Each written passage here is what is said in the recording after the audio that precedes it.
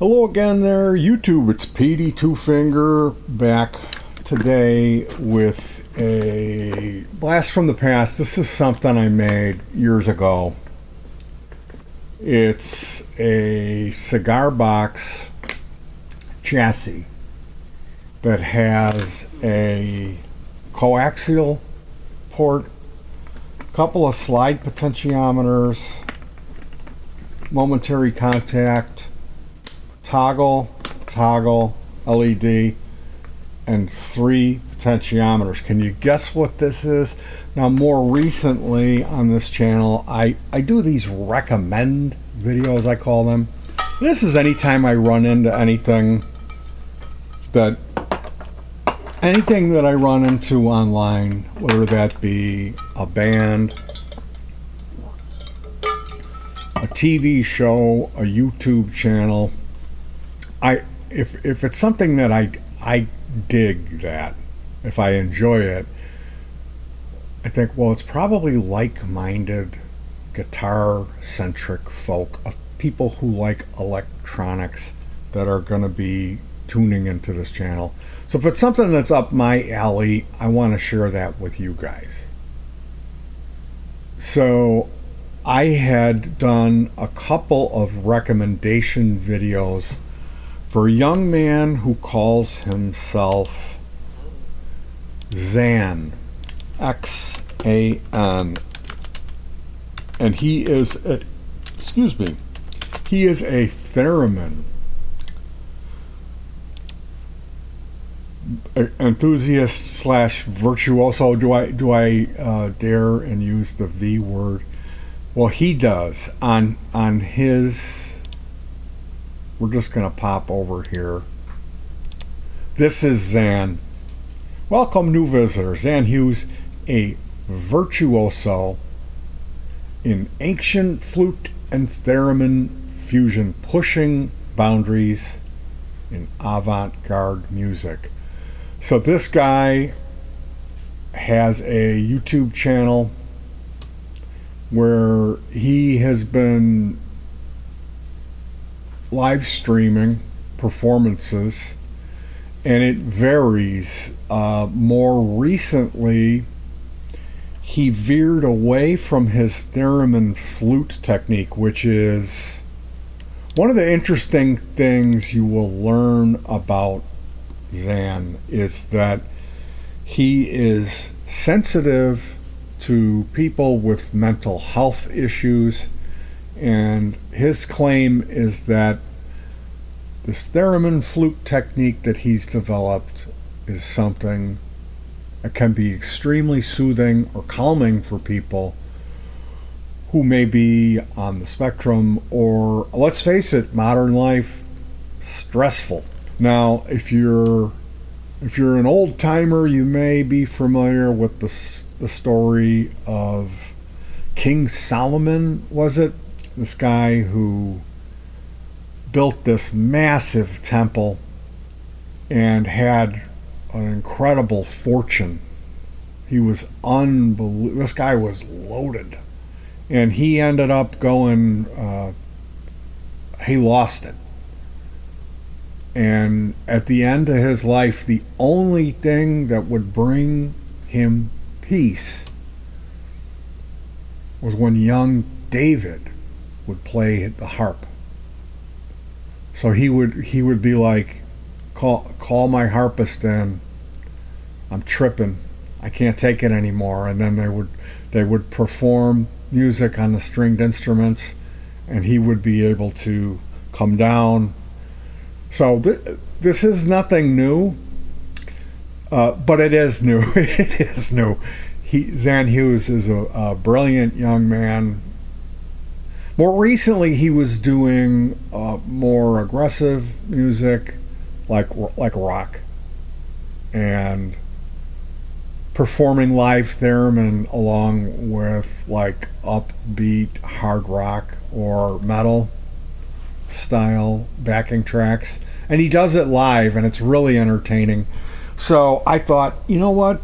I played around. I have a video called Theramageddon, and I go through. This is the one theremin that I built. That's going to be up here in this video. There's a video called Theramageddon where I tell my entire personal history with tinkering with little oscillators.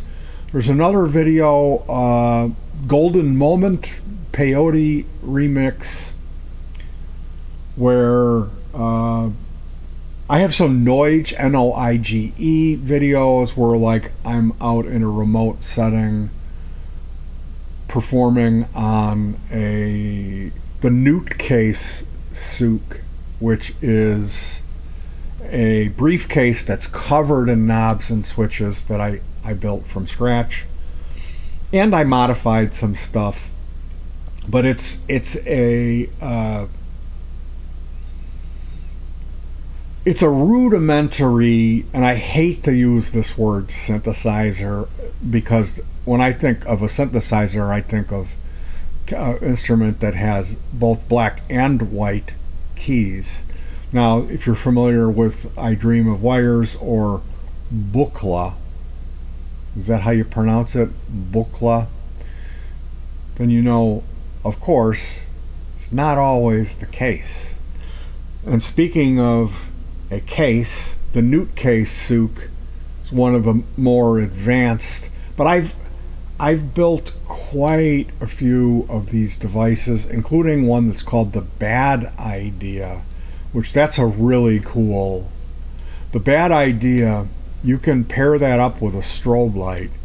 And if you've ever heard Edgar Winter's Frankenstein, there is a synth solo that leads into the drum solo that has a percussive synth. It sounds like a drum combined with a synthesizer, and this Bad Idea is an optical theremin that's paired with a delay that has optical control. So when you enable optical on it, there's both knob control or optical control. When you kick on the all optical mode and pair it with a strobe light, and you control the speed of the strobe light and control the tembrality of the filter, it sounds exactly like Edgar Winter's Frankenstein. So to come on here and say, oh, this is my theremin, is not a realistic statement. I've been building stuff like this for a long time, and I have quite a few of these. Typically, whenever I build a device, I've built handheld device that's about the size of a credit card, and I gifted that to Adrian Ballou. That's called a slide or slider synth, and that's a guy named Dino Segovis is the guy who came out with this idea, and it's a brilliant idea. This is where you use an antenna from like a portable radio, where the antenna is a collapsible, you can slide it down. Well, you disassemble the antenna and you use two of the interconnecting pieces. So on the larger diameter piece, you install a cadmium sulfide cell, a CDS cell, a photoresistor, and this is a little disc with two leads coming off of it that you could think of it as a volume control. It's a potentiometer. It's a variable resistor. On the other end, on the business end, the other interlocking piece of this antenna, you install an LED. And then on that LED, you connect an LFO. So you can pulse the LED and you can adjust the waveform and the intensity and the rate. So you can do some really interesting things when you're controlling a sine wave oscillator. There's a chip called an XR2206, and this is fairly affordable.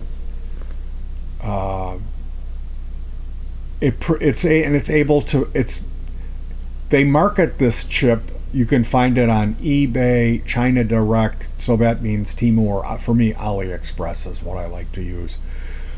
So with a minimum of external components, just a handful of resistors and capacitors, you can put together a little circuit board with this chip. I think it's 16 pin, maybe 14. Forgive me for my ignorance, but and the XR2206, initially they weren't very affordable. It was like this chip was produced, it went out of production, and then someone got a hold of the die and they've reproduced unofficial clones of this. So there was a while where they were rare and the prices were high, and then it was like the prices have come down, but they're not. It's not like the JRC, Japan Radio Corporation, or Texas Instruments, whoever initially had the patent on that chip. So the long and the short of this unbelievably long explanation is this affordable little chip can produce square, which is no big deal. A square wave, anybody can get a really low cost 555 timer IC, slap just a handful, I believe 2 or 3 resistors and a capacitor and a potentiometer or a cadmium sulfide cell. And the difference there being you can either turn a knob or adjust the amount of light or shadow that falls on this cell. So wheel, and call it a synth. So this was a trend going back closer to the year 2006, where you would see these YouTube videos with a snot-nosed punk saying, "My synth that I made, my synthesizer, I made it." And it's a 555 chip that he bought from Radio Shack for $3.99. Mind you, you could get a bulk pack of 20 555 chips for $1.99 if you buy it from the right place.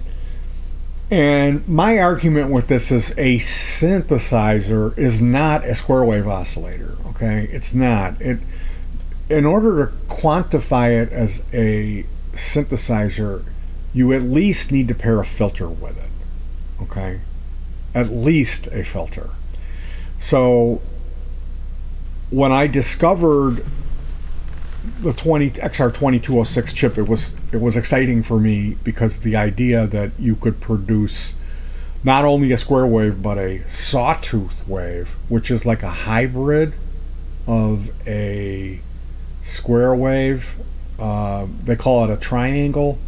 It ramps up and it drops off. But a sine wave, which is the really nice, like natural. So when you listen to this, the square wave is harsh. It's more like a buzzsaw. It's more, it's harsh. It's got an edge to it. Basically, it's a series of clicks. When you ramp down, when you turn the potentiometer towards the tail end and the pitch drops, or if you have a cadmium sulfide cell photoresistor and you palm it and it goes down, there'll be a point where the steady pitch becomes a series of pops. It's just pop, pop, pop. And I would rather have a sine wave where when the pitch is high, it sounds vocal. It almost sounds like a opera singer. And when you get low, the pitch is low, it's actually a pitch. It's not pop, pop, pop. It's oh, without the popping. my 60 years of huffing inhalant abuse. So I kid, I was a smoker. The sine wave is when you listen to Leo. Actually, his name wasn't even Leo. When When you listen to Mr. Terman, the inventor, it's not Leonid Theremin. Inventor Theremin, real name. They Americanized it, which they did this with a lot of people. His correct name was Lev Terman. Lev Sergeyevich Terman, better known as Leon Theremin. So when you listen to Lev Terman, when you listen to Clara Rockmore, who was a woman known to be a theremin virtuoso, they're not playing square wave theremins, they're not playing triangle wave theremins, they're not using a sawtooth, it's a sine wave. So to get fancy about it and to be a purist, I just got a thing for sine waves. And the XR2206, it does produce a sine wave, but it's not really that pure. It's kind of dirty, you know? So R.G. Keene is a pedal guru guy that wrote a lot of stuff early on. He came up with a circuit called the Q&D test oscillator, quick and dirty. And this is an oscillator that you can build and put it in a chassis and use this as a test signal for audio purposes. So I have a Q&D. Honey, would you be so kind to get me the what? The test oscillator. It's actually up on the top there. And I had a little 90 cable here. It looks like it took a walk. Oh, that's a shame. That was such a nice little cable. Oh, I've got one here. So here, this is a horrific amplifier. The most handy one that I own. This is a first act Pocket Go. It's got a 9-volt battery that lasts a long time. There's a trick with this circuit here. When you press this button, it goes red. That's shorting pins 1 and 8 of an LM386-D amplifier, power amp chip. And when you short those pins, you get 200x gain on the input. So that's the distortion button. So we're going to go with blue mode.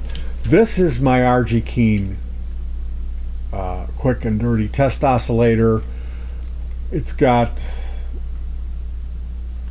a couple of connectors for the output, and there's both right and left 1/4 inch and also an 1/8 inch output. So it's a slew, a veritable festival of outputs.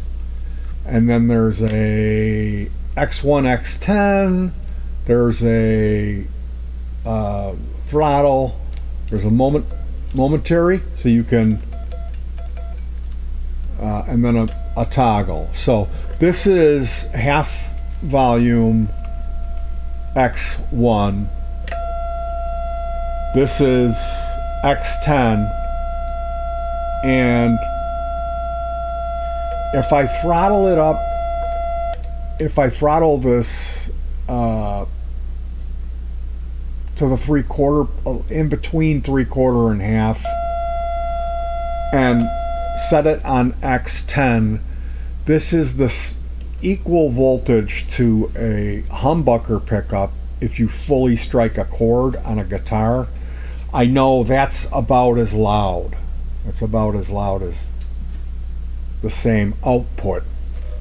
So you can see here I have 1K and this sine wave that I drew on here. I'm not hearing. I'm hearing more of the combination of a sine and a sawtooth.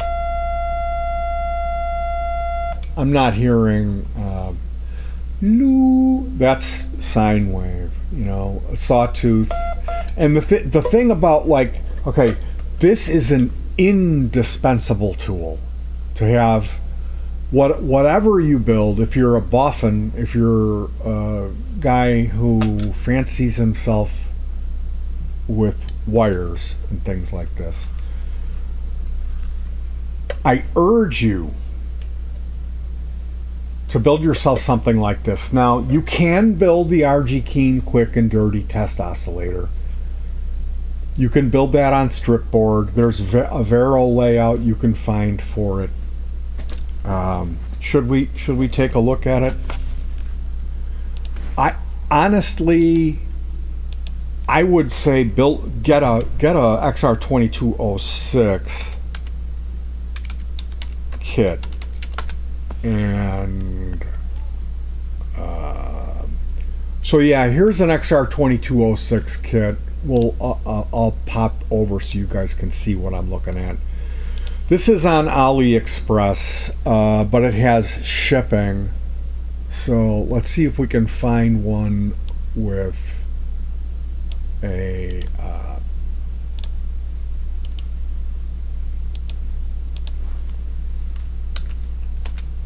better price and a free shipping deal. So yeah, here's the free shipping. $4.88 for this kit. And it has a little plastic box, which these are really cheap. I would suggest if you build this that you build it into a case, wire the power to an outboard jack so you can plug it into a power supply, put an internal 9-volt or better yet rechargeable lithium ion pack, and then mount the potentiometers externally and run wires to the PCB. And then you put a toggle switch in for this business here. Are you guys able to see this? Yeah, you're able to see this. So like I said, you can, like, you would run wires from these pads here to the potentiometers they give you, and then drill a hole in the case and mount the potentiometers externally. And like in here, this switching in here, you would hook this up to a toggle switch, and maybe these here as well. Yeah, the triangle and sine switch. Honestly, like for me, I wouldn't even want. Yeah, I guess it's cool to have the option. Like, I'm such a stickler, I just like triangle, or sine, excuse me. But this over here switches capacitors. So the difference between a smaller capacitor and a larger capacitor, it's probably these ones here, is the pitch range that you're going to get. There'll be there's a fine, coarse, and then the amp is the volume control. So let's pop over and take a look at the RG Keen.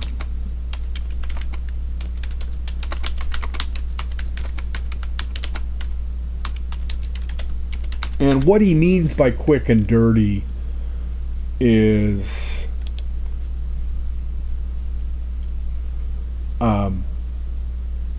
you can build this quickly, and oh, look at that, it can't be reached. You can build this quickly, but the signal that it produces is not really a clean sine wave. So this is good enough. And then what you build, what you can see here, it's a 2 transistor, so it's probably a twin T. Yeah, it's a twin T oscillator. So it looks like it's a regular, readily available Parrot 2N3904, and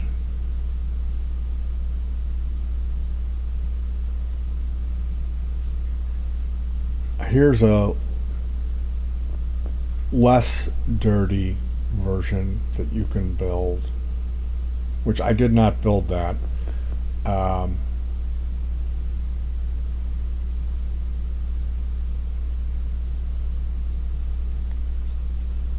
And I only have a single throw off of mine. I don't have these. It's a slightly different version. And interestingly enough, it appeared that when we Googled this, here is a 13-year-old video. So interestingly enough, I've already talked about this. There's two parts to the video. The second part is building the test probe.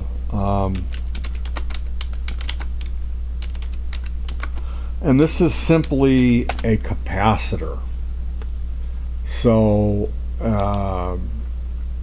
you can learn all about this. Basically, like the one that I built, it's got a piece of twisted pair wire. This is and there's a real B&H customer story. Jack and Barber, professional wildlife photographers. There is a I built mine with a red ink pen, and it's got a sharpened piece of coat hanger wire in it for the probe, and then the ground is a black alligator clip, and interrupting in between the hot line, I believe, is a single capacitor which just acts as a filter. So what do you do with this? Well, when you're building electronic circuits that pass signal, you can hook up the test oscillator to the input, and then you can hook up your test amplifier to the probe, and you put the ground on the ground. See how that works? And then you can probe the input. Am I getting signal? Oh, here I am on the hot side of the input. Beep. And then you follow the trail to where you lose signal. So you need a schematic or the understanding of the circuit that you built, and you can troubleshoot. You can figure out where the problem is. Now, as far as like giving advice about this stuff, I mean, it's just supposed to be a theremin video, and I'm talking extensively about test gear. It's like a half-hour video. Always test the components. Get yourself a cheap multimeter that has a capacitor test. This is a good one. It has a capacitor test on it. So if you're buying parts in bulk, like the multi-layer, are they ceramic capacitors, the ones that look like a piece of corn, and you're getting them in bulk, and if you go through and test those, what you'll find is there'll be like 3 out of a bag of 50 that will be just duds. So it's much better when you order that stuff and it comes in to run through and test them before you put them in your stock. And then when you're building, before you solder that part in, test it. So this is the theremin that I had built. Excuse me for the explosion of extraneous. Aren't you glad you tuned in? I've got a little custom cable in here. It looks like it's 1/8 to 1/4.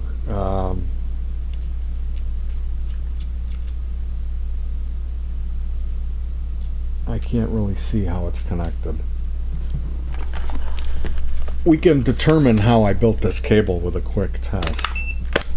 So here we go with beep beep cont. So I got the ground on the 1/8.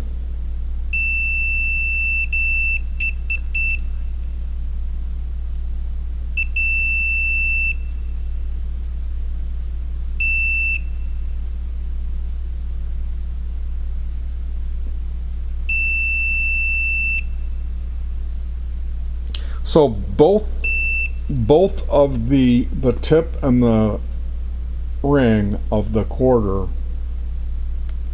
go to the ring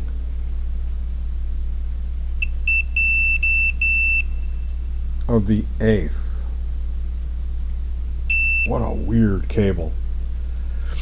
I do not remember why I built this, but there's a reason. So yeah, and it was stored internally in here. So inside of here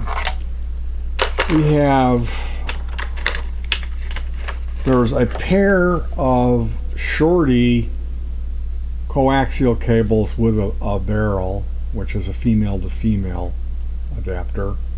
So you can pull these out of this little handy tray here and screw them together and make it longer. Here is a printed circuit board that I purchased for the theremin, and is it a 2206 chip in here? Let's see what chip is in here. I think this is a cmoss chip. This was like this was a long time ago when I built this. Yeah, it's a CD4069 UBE, which is the unbuffered. It's two of them. Two 6049 UBEs. So this chip is like, there's a guy named Nicholas Collins who wrote a book. It's called Handmade Electronic Music. And anybody, if you're into this stuff and you think you're a pedal builder, or you're considering which fishing lures you're going to put in your hat to wear to the NAMM Music Festival, that's a Zachary Vex joke that I've gotten a lot of mileage out of over the years. You should read the Nick Collis Handmade Electronic Music book, and it's your loss. I mean, you can like, I'm not going to listen to Petey, he's a goof. It's a great PDF. You can just download it, and the learning, the amount of stuff, circuit sniffing, building 8-step rudimentary sequencers using cmoss chips, and noise circuits. This CB4069 UBE, it's basically 8 of these little triangles, okay? And on the business end is the output, but on the fat end there's 2 little they go right to the pins of the cmoss chip. And so what that triangle is, it's an amplifier. There's the voltage comes into one end of the triangle, and then the input, and the output amplifies it. So if you run the output back into the input, but you filter it through a RC network, which is a resistor and a capacitor, the capacitor is going to drain and discharge, which, what do you get? It's an oscillator. So basically that CB4069, you can turn that into a 6 voice, or is it 8 voice oscillator. And I have a little box called the Ultimate Annoyance or something. It's got like 6 CDS cells on it and an output, and you turn it on and it just starts screaming, and you can change the pitch of all of the oscillators, and it's passive mixing, so it's really nasty about how phasing and all kinds of weird things going on. But getting back to our little theremin here, this was a kit that it's just a PCB. It was not cheap. And then the circuit has a PT2399 Echo chip, and it came out of a Hannah Montana plastic guitar. So this had a karaoke mic with an echo, and if you remove the resistors on that go to like pin 9, is it? It's the delay time. So you can remove the resistors on this board and then cut in a potentiometer, and you have a fully fledged delay where you can adjust the feedback and the delay time.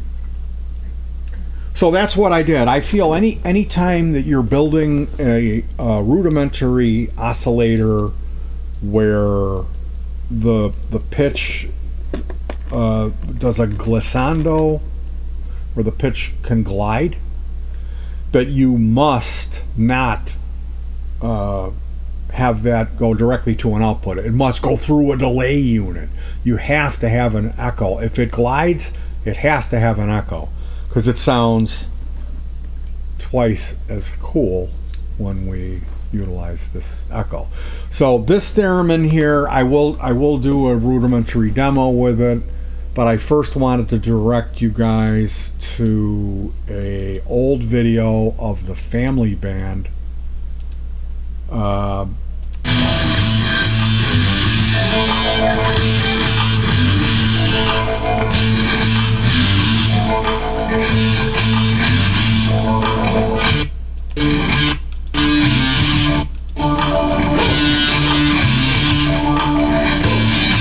Okay, so this is my daughter, that's me, there's my wife, and that's my daughter. Shrimpy is playing this Yamaha keyboard, and sitting on top of it is this theremin we're talking about.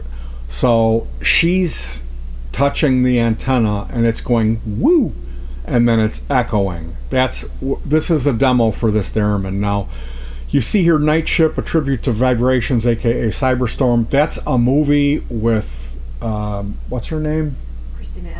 Christina Applegate, and it's about a musician who gets his hands amputated, and they build him. He starts hanging around with some rave culture people, and they build him mechanical hands, and he becomes a cyborg piano player. And it's a hilarious, like a really bad movie that Christina Applegate's in. And we did this. Night Ship is the name of the alcohol that he was drinking before he runs. He loses his hands. He turns into a bum. He's an alcoholic. He's all depressed, and then he goes into rave culture, and they build him these hands, cybercore hands, and he becomes a star at the end of the movie. So we did this goofy song and had this theremin in it, and then I edited scenes from the movie in it, because there's a group of people who know about this movie, and that very small group of people loved this video. So you can kind of hear her in this song performing on the homemade theremin, echo theremin that I built.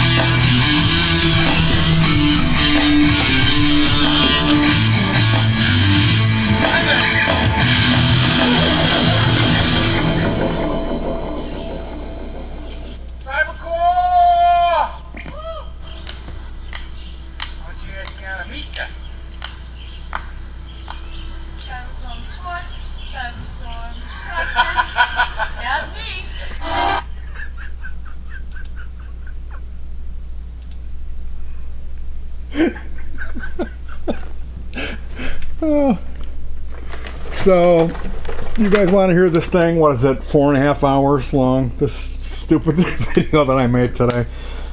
I hope it was fun and educational for you guys. This theremin, I didn't design it, like I said. I just bought the PCB and put it together, and I thought to use this coaxial.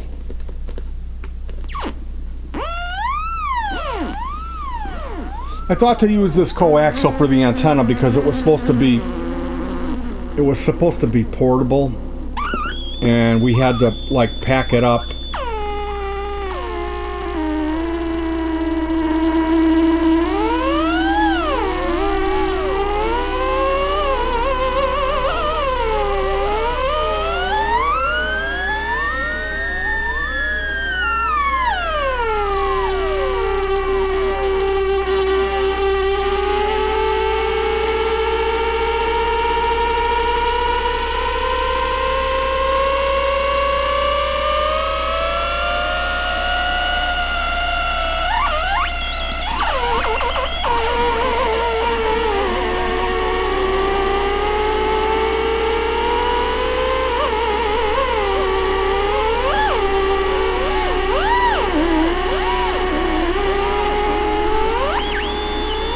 Now I'm going to cut the antenna in half.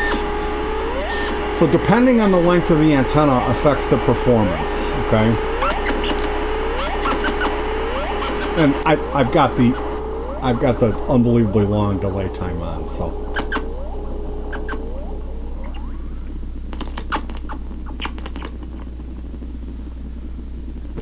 Yeah, that's the.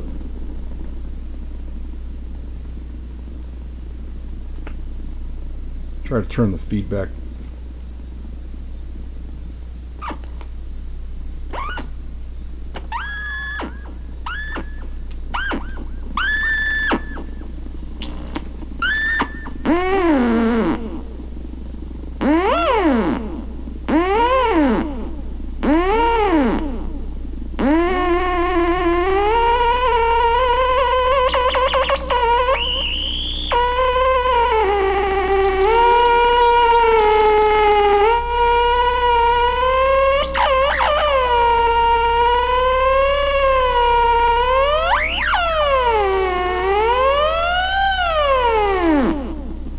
So the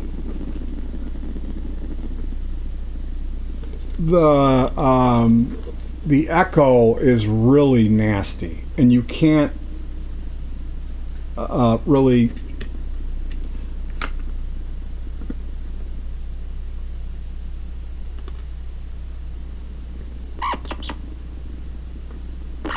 I don't have a bypass on it, and there is a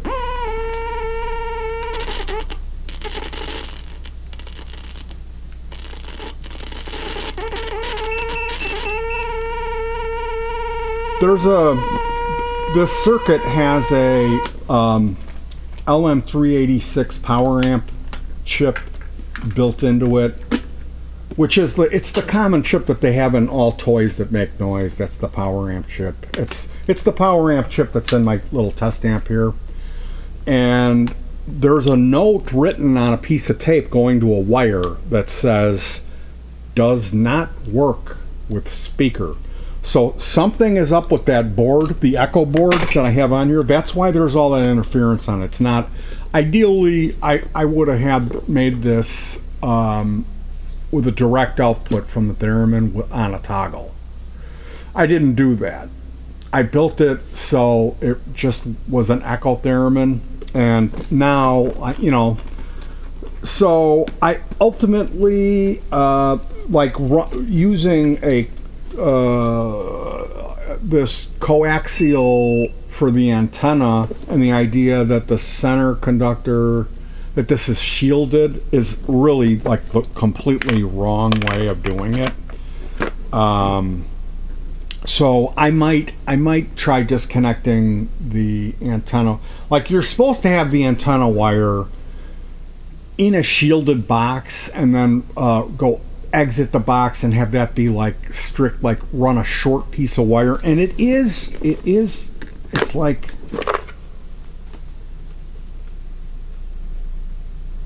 it's about 1.5 inches long. The wire, this yellow wire coming off of the PCB here.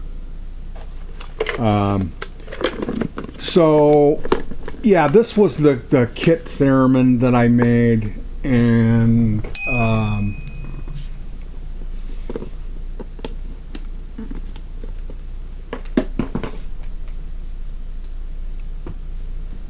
as far as like performing with it, the antenna, the two antenna pieces, the slide synth, like I have another, it's called the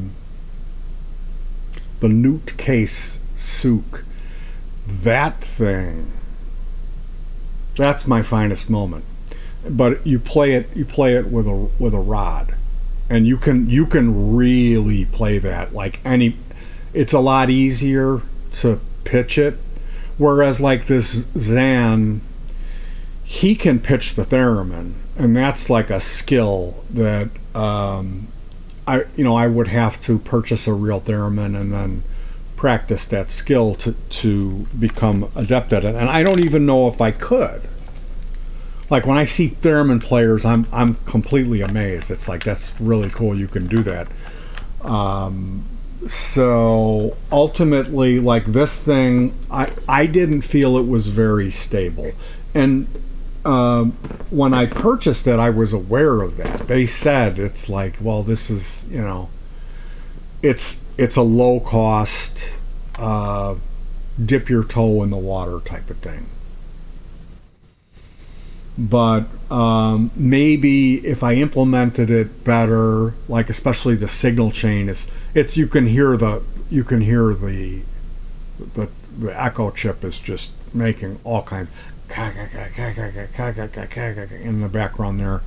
So it is what it is. It was good enough for the cyberstorm, and it was certainly a fun little project. Not my finest moment when it comes to bleep bloop. And I have no shortage of those builds. I've got a bunch of them here. I've got a bunch. And they're all different, and they all have their different fun things that they do. So if this is something you're interested in, if you're like a pedal guy or you're into electronics, they're really fun projects. Like I said, I always have an echo option on it, and depending on your situation, a headphone jack might be advisable. Anyway, you guys, thank you for joining me on this one. I apologize that it was 470 minutes long. In the meantime, the most important thing is that you remember to hug your pets. That's a big deal. And peace.